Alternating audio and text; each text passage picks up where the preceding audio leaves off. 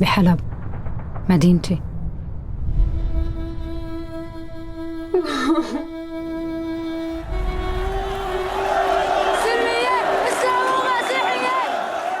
لسه عم صور. هذا الشيء اللي عم بيخلي معنى لوجودي.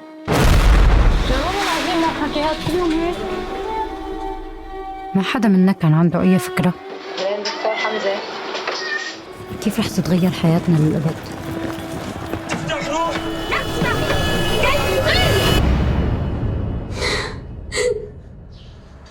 حمزة، أنا حامل. سما سما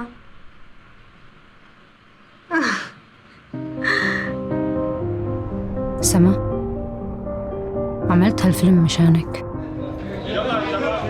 بدي إياك تفهمي شو اللي كنا عم نقاتل مشانه.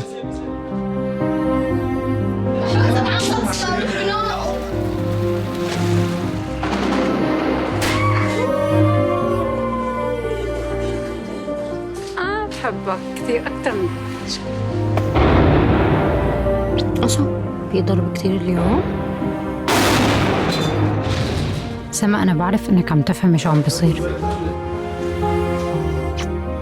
بقدر شوف هالشي بعيونك.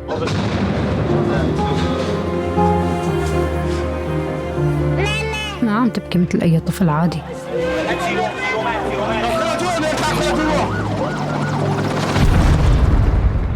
وهذا الشي اللي عم يحرق لي قلبي. جبهة خلصت المشفى. انت جوا.